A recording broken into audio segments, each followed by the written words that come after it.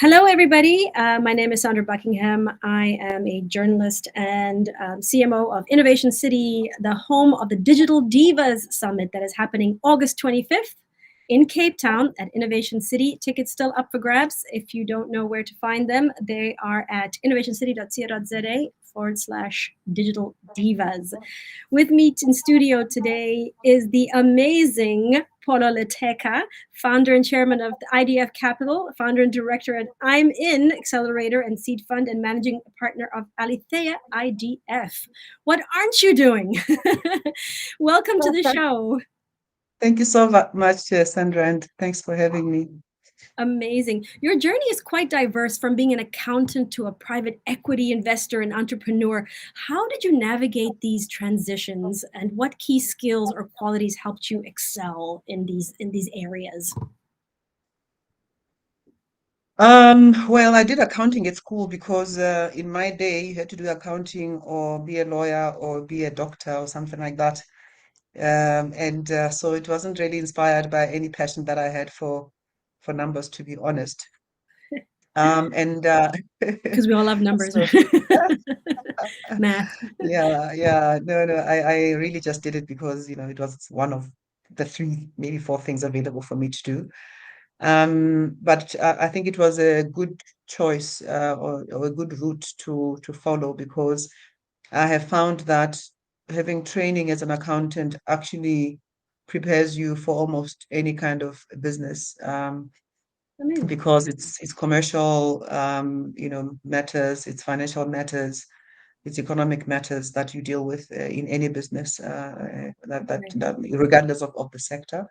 So I do not regret the decision to go that route. I did find accounting boring, though, I must be honest. So after after I finished my degree, my first degree, I went and did my articles of traineeship in accounting and auditing. I was decent at it, I'm told, but I hated it.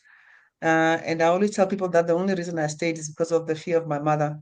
I was gonna get a proper beating if I'd stopped, if I'd not finished what I'd started. So I finished purely out of fear of my mom, which is also a good thing, to fear, elders. Absolutely. Absolutely. They Uh, know best. yeah, it helped me because then I was very well trained. By the time I finished my articles, I got into corporate finance. I became a corporate finance analyst, got into property fund management. And how did I navigate the transitions? I suppose moving from accounting to corporate finance and fund management is not too much. It's not too far off. What one's core skills are. I moved from accounting into corporate finance, but it was the same firm. So I was already quite familiar with the corporate finance team, and I was familiar with the work that they did. So it was quite an easy transition because some of them had been former colleagues on the accounting and auditing side. And what I found is, when I started in corporate finance, I was doing mainly due diligences, which are very, very similar to audit, by the way. So again, quite a comfortable transition because of the familiarity of some of the approaches to auditing and DD.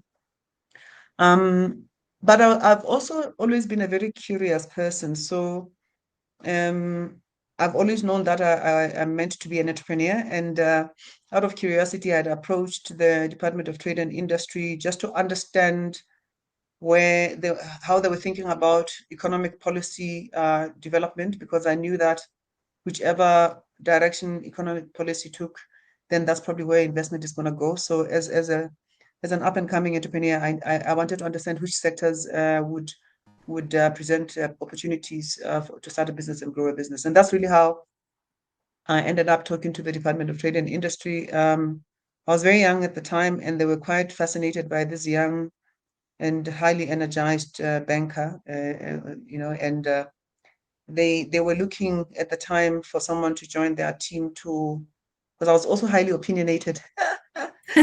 So I was telling, so I was, whilst I was there to gather information, I was also telling them how to solve some of their BE funding problems. And they said, well, since you know so much, why don't you apply for this job? We've just gone out to market. It's in the newspapers. Apply and see. Let's see how it goes. And I applied for the job, got appointed, and got into policy. So it was what sheer curiosity. And for me, it was like, well, it can't be too bad to work for one of the most important government departments that is at the, at the cutting edge of economic policy development, because it's gonna be free university, if one can put it that way.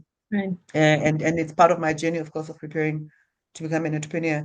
But it actually turned out to be one of the best experiences of my life. I discovered capabilities and passions about myself that I didn't know I had.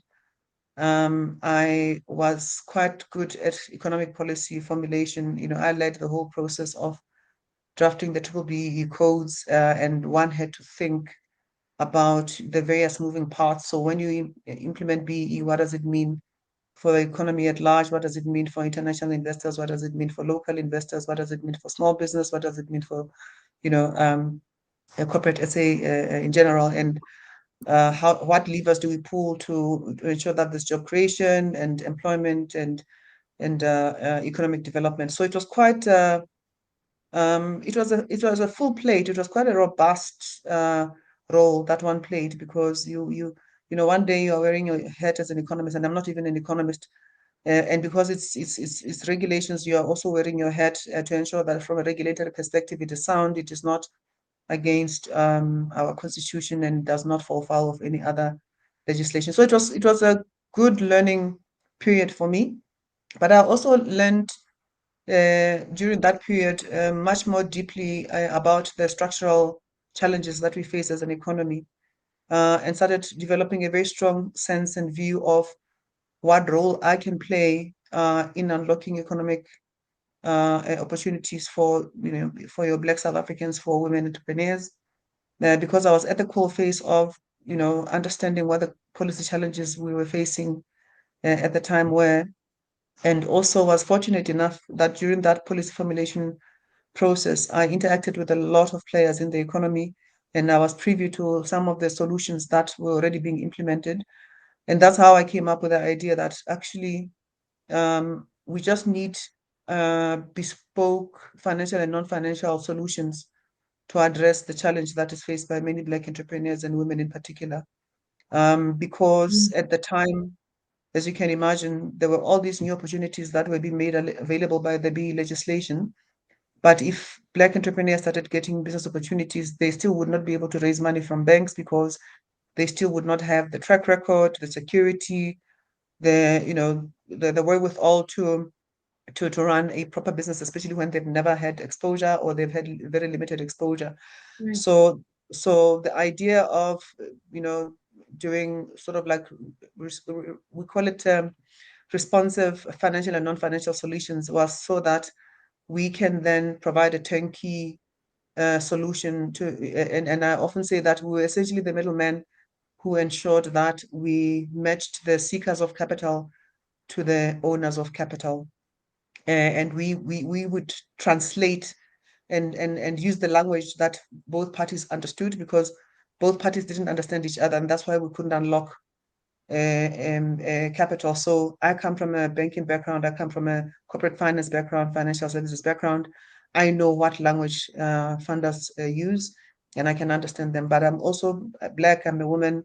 I also know the challenges that are faced by this market, and I can then translate what they are saying into a language that the funders can understand. So that's really philosophically what we're trying to do. Amazing. Yeah. So and the transition really, as I said, the transitions have really been good in that, or easy, let me rather put it that way, in that when I then started my own business, guess what? My accounting and auditing skills became very, very important, because I was now the accountant and the CEO and the HR manager and the CFO and whatever, every position. The cheerleader. Exactly. But my accounting skills really, my training, my formal training in accounting and auditing for me was really good, in that it came in handy, because I was one of those people, when I started my business, I already had systems, processes, like I understood the importance of all of that, the importance of accounting and making sure that on a regular basis, all my books were up to date. Because when you start your fundraising, those things become very important. And, when when funders come looking to do a due diligence on your business, you need to be able to demonstrate that your risk management processes are up to scratch, and that you will be able to manage their money well. There are controls in place and rules in place. Yeah, I would say that that would be something that people would aspire to do. I think that some people are not as successful, obviously, but that is the goal. Okay, well, I mean, great. You have been a pivotal figure in transforming the South African economic landscape. Where are we now, though? Like, has it actually, has it permeated this wall, or are we still in a challenging position? Oh, Sandra, we are very far from where we need to be. We have made some progress. I mean, we can't also say that we have not moved. There has been some movement. We however continue to face significant challenges, and I suspect the challenges are growing and not diminishing from where I sit. Because look, I really don't want to paint too bad a picture, but when you look at the living conditions of your ordinary South African, they're not much better off than they were before 1994. Of course, there are people like me who have really fully benefited, and I benefited. Why? Because I had a good education, a decent education. I went to university. I then was able to find a job immediately thereafter, so the policies that we have do favor people like me in the main, unfortunately, because I need to, I need to, the kind of background and exposure that I have to be able to fully exploit the opportunity that is presented by our policies. Right. But if I am poor, uneducated, coming from some rural area, I hear a rumor about BEE. I don't even know where to start to access the opportunities that it comes with. We have not done well in terms of educating ordinary South Africans. So they also then are perpetually outside of the mainstream because they just don't have the wherewithal to know where to go and unlock the opportunities that some of our policies have made available. So that's just the reality. I think lack of education has really robbed a lot of South Africans of the opportunity to fully exploit the opportunities that these policies have brought about. Yeah. I think that we have, however, contributed significantly towards the number of Black middle class. We now have a Black middle class. It's not as big as it should be because I think any economy is sustained by its middle class. And although the Black middle class has grown, I think we have not captured as many people as possible as we should have by now. But having said that, I do recognize that we do have a growing Black middle class. I think that the enterprise and supplier development components of the BBBE codes, to my mind, have been where we've probably made the most impact in terms of being able to back and support Black-owned and women-owned businesses. I can talk very intelligently to that because I remember when we started this business in 2007, 2008, we were hardly getting good quality deal flow. We really, it was short-term contracts. It was people who really didn't have much experience in running businesses, who had limited experience working as well, meaning that they probably were running businesses where they had not yet developed the skill and capability to run them successfully. So that's important, by the way. I believe that the more successful entrepreneurs tend to be people who have worked somewhere and acquired a skill and become experts in something. Yeah. Then they are also then able to identify where the gaps are in the market, and then using their expertise and resources, they're then able to exploit that opportunity profitably. I mean, So South Africa does seem like a very big, entrepreneurial sort of melting pot of people trying and hustling and doing all these kinds of things. And I wanted to ask you about your Dragon's Den experience, because Dragon's Den is very much, sitting down and listening to people who have started small businesses and taking them further. If I may ask you, what was a memorable experience when you were on Dragon's Den? Did you find, some people say, you should back the jockey, or it's the product actually that matters. But for you, what were you actually looking for? And do you have a cool experience to share?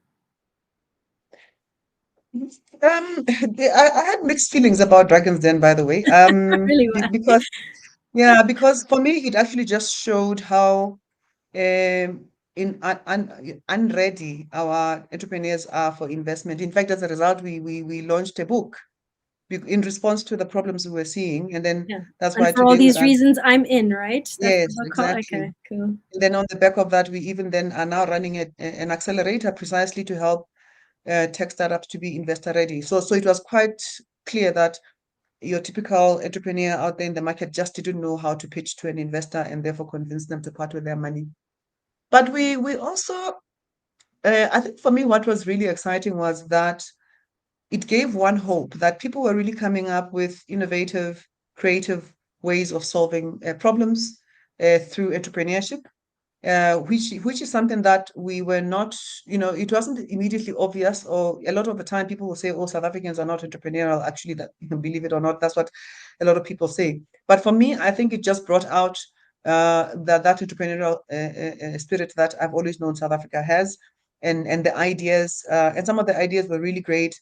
But of course, there were also other people who were chance takers, and I was very proud to realize that one really had the ability to suss out those who were not genuine entrepreneurs from those who were real genuine entrepreneurs and just needed a leg up, so it was quite interesting. How could you tell the difference between them? What makes a good entrepreneur according to Polo? A good entrepreneur for me is somebody who's got a clarity of vision. So even if the thing doesn't exist, but you should see it when they talk about it, like literally you should visualize it. I think that they should have a teachable spirit, meaning that they should be willing to take, to listen to advice. I'm not saying that every advice is good advice, but be willing to engage with different opinions. So have a teachable spirit. I always say they should have a teachable spirit. I think that one of the things that was lacking with a number of the entrepreneurs, for instance, was that they couldn't link the funding that they require to what it's going to do in the business, and therefore the return that the investor wants. And for me, I see an entrepreneur as an investor in their own business. And if you don't know what kind of returns you're targeting or you're going to make, then I don't know what objective you're working towards. What's and therefore, the point? yeah, exactly. You've got a good idea. Yes, exactly. And I also think that people who have an idea of how they want to exit, or at least have an idea of the exit options, oftentimes when you ask an entrepreneur, how are we going to exit this, or how are you going to exit this, they want to give you the impression that, no, I'm going to work in it until I die. And I'm like, exit can happen. You could die tomorrow.